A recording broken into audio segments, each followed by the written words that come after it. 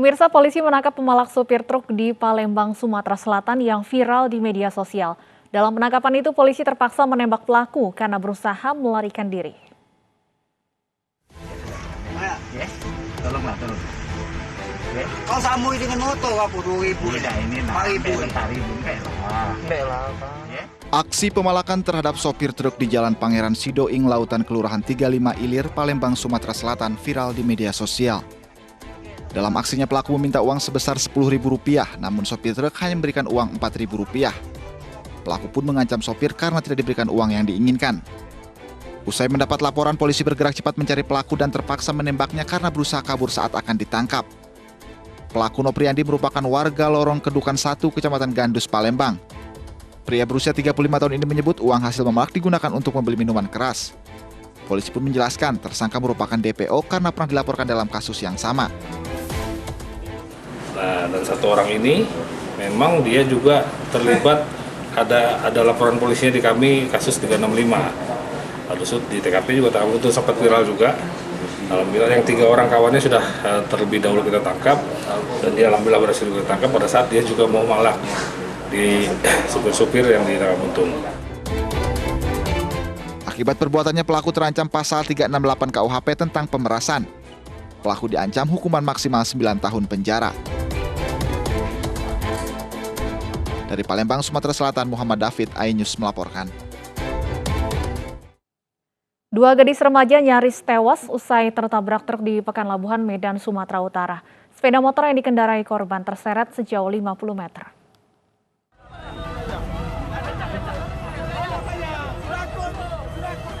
Kecelakaan antara sepeda motor dan truk tangki pengangkut minyak menggegerkan warga Kelurahan Pekanlabuhan, Kota Medan. Beruntung 2 remaja pengendara motor selamat tanpa mengalami luka berat.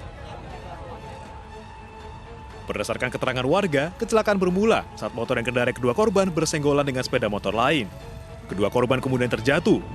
Di saat yang sama, dari arah belakang, melaju truk tangki yang menabrak sepeda motor korban hingga terseret sejauh 50 meter. 2 kereta ini bersenggolan, berlawanan arah. Jadi di belakang kereta orang ini ada mobil tangki itu. Jadi tadi sempat terseret juga bang korban, bang? Ya, salah satu kereta itu terseret sekitar 50 meter, tapi nggak ada korban jiwa. Salah satu korban tak sadarkan diri, sementara korban lain mengalami luka ringan. Keduanya dibawa ke rumah sakit terdekat untuk mendapat perawatan. Dari Medan, Sumatera Utara, Yuda Bahar, iNews melaporkan. Seorang ustadz di Tangerang, Banten tewas ditembak orang tidak dikenal. Korban ditembak usai menjalani ibadah salat maghrib di rumahnya.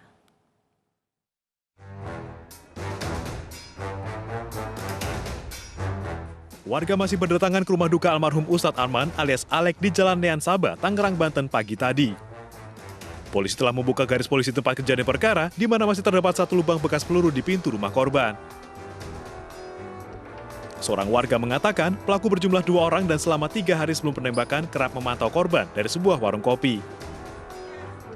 Cuman ada kecurigaan 3 hari atau 4 hari sebelumnya orang tersebut itu suka kopi, terus makan nasi uduk lama, berlarut-larut duduk di situ, dan sampai kemarin pun maghrib aja di masjid lagi memandangkan azan, orang yang dicurigakan itu beli es. Saat ini jenazah korban masih menjalani proses autopsi di RSUD Kabupaten Tangerang. Namun warga telah menyiapkan 1 liang lahat untuk pemakaman yang berada di belakang rumah korban. Peristiwa penembakan terjadi di rumah korban di Jalan Nean Sabah, Kecamatan Pinang, Kota Tangerang, Banten, Sabtu malam. Korban ditembak 1 kali dari jarak dekat hingga mengenai pinggang kanannya usai menjalani sholat maghrib di masjid. Sementara polisi belum memberikan keterangan resmi karena masih dalam penyelidikan. Dari Tangerang, Banten, Sukron, iNews melaporkan.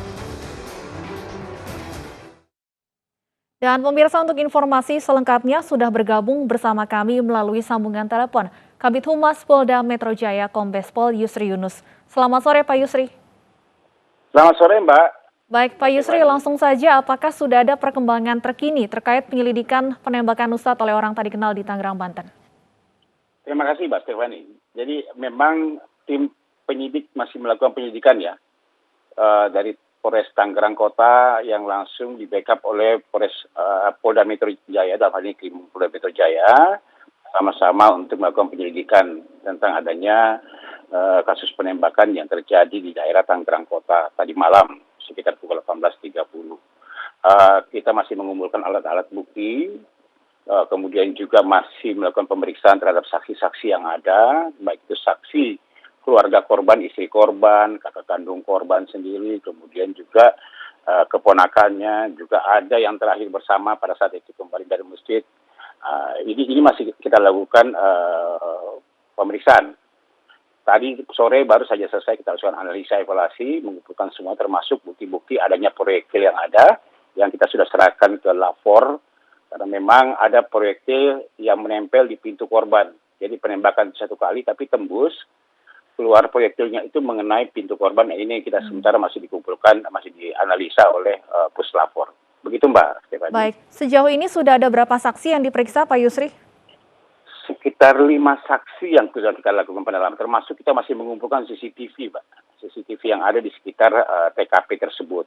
Ini masih kita analisa, jadi pengumpulannya sudah, kemudian ini masih dianalisa oleh tim dari Inafis maupun puslapor semuanya.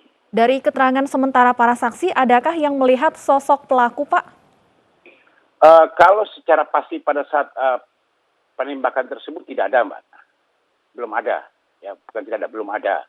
Yang ada pada saat itu adalah memang ada tetangga depannya yang mendengar bunyi letusan, kemudian keluar melihat korban sudah tergeletak di depan rumahnya. Tetapi ada beberapa juga keterangan saksi kecurigaan terhadap adanya 2 orang. Ya, yang menyampaikan bahwa itu sudah beberapa hari yang lalu ada 2 orang sering nongkrong di depan situ, sering memperhatikan jalanan itu. Yang satu berpakaian ojol ya. Tetapi ini keterangan ini ya kita terima semuanya. Kita terima semua untuk kita jadikan bahan untuk kita semuanya. Begitu Baik. Mbak. Apakah korban langsung tewas di lokasi, Pak? Tidak, Mbak. Jadi korban itu memang meninggalnya sekitar 7:30 malam di rumah sakit pada saat di rumah sakit, Mbak. Karena memang sempat dilarikan oleh keluarga bersama tetangganya ke rumah sakit Mulia ya, Mulia Pinang, yang kemudian ditentukan sekitar jam 19.17 lah itu meninggal dunia. Karena pada saat itu kan memang korban baru pulang dari sholat ya. Di satu sisi korban ini adalah ketua majelis taklim di situ, ketua masjid yang ada di sekitarnya, dan memang setiap hari banyak bertanyakan apa sih kerjaan setiap harinya. Memang yang bersangkutan pernah memang bekerja sebagai ahli pengobatan alternatif selama kurang lebih 20 tahun. Maka ini masih kami informasi-informasi data ini yang kami memang butuhkan semuanya untuk kita lakukan pendalaman oleh tim penyidik, Mbak. Baik, kalau untuk proyektil peluru yang diamankan, apakah bisa diketahui apa senjata yang digunakan dari proyektil yang ditemukan ini? Ya, nantinya pasti bisa, Mbak. Nantinya pasti bisa, karena ini masih dianalisa oleh tim puslapor. Kita akan bisa tahu nanti jenis pelurunya ini, peluru berapa mili, kemudian nanti juga apakah menggunakan senjata apa, nanti ini bisa kita ketahui. Baik, tadi disebutkan bahwa korban ini sebelumnya pernah bekerja sebagai ahli pengobatan. Untuk saat ini, apa kegiatan sehari-hari dari korban, Pak? Kami masih dalami ya, cuma ini keterangan awal saja dari keluarga bahwa memang yang bersangkutan ini ketua majelis taklim situ ya, masjid Nurul Yakin yang dekat rumahnya itu. Kemudian juga pernah bekerja cukup lama, 20 tahun sebagai ahli pengobatan. Ini kan informasi ini yang harus kami kumpulkan untuk kita dalami. Apakah kemungkinan kita bisa mengetahui nanti apa motif daripada ini semuanya. Termasuk kita mengumpulkan alat bukti yang ada. Semuanya ini masih didalami semua oleh tim penyidik, Mbak. Baik, terima kasih atas informasinya, Kombes Pol Yusri Yunus, Kabid Humas Polda Metro Jaya. Pemirsa, sementara itu seorang remaja perempuan tewas ditusuk 2 pria tak dikenal di kawasan Seberang Ulu 1, Palembang, Sumatera Selatan. Korban ditusuk saat dibonceng teman prianya menggunakan sepeda motor.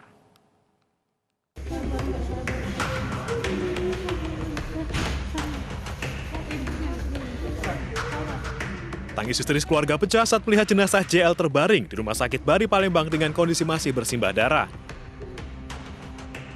JL, remaja 14 tahun, tewas ditusuk 2 pria tidak dikenal di Jalan Fakis Usman, Seberang Ulu 1, Palembang. Saat itu korban tengah melintas dengan sepeda motor bersama temannya. Korban yang duduk di bagian belakang ditusuk pelaku di bagian leher. Hingga kini, polisi masih menyelidiki motif dan mengejar kedua pelaku. Berdasarkan informasi yang didapatkan bahwa telah terjadinya penganiayaan yang menyebabkan meninggal dunia, sehingga kita dibawa ke sakit baris sekarang. Untuk motifnya sendiri itu Komandan? Untuk motif saat ini masih dalam tahap penyelidikan karena ini masih dilakukan penyelidikan oleh tim kita. Jenazah korban kemudian dibawa ke rumah duka di Desa Pembulutan, Ogan Ilir, Sumatera Selatan sebelum dimakamkan pihak keluarga. Dari Palembang, Sumatera Selatan, Muhammad David, iNews melaporkan. Pelaku pelemparan bom molotov di rumah seorang pendeta di Makassar diringkus polisi. Pelaku mengaku sakit hati karena dipecat oleh korban.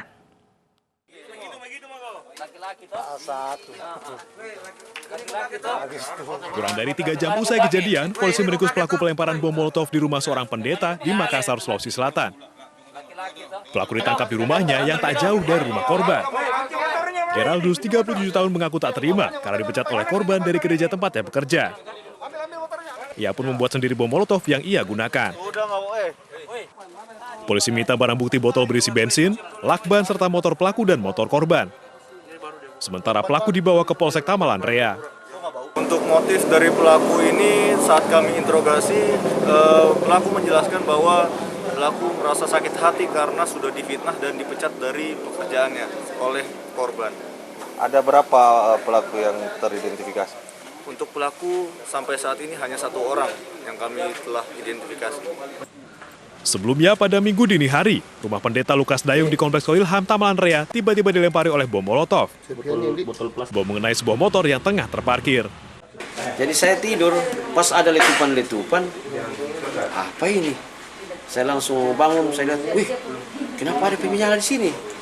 Ibu datang lihat, wah, ada api di sini menyala. Ternyata, karena ditahu dari mana sumbernya ini api, diperiksa. Tinggal sapu lidi yang terbakar, dilihat, oh ternyata habis itu botol di situ, terbakar. Dari Makassar, Sulawesi Selatan, Nur Bone, iNews melaporkan. 3 orang hilang setelah sebuah minibus tenggelam saat akan menyeberang di Sungai Pohara, Kabupaten Konawe, Sulawesi Tenggara. iNews sore akan kembali dengan informasi selengkapnya sesaat lagi.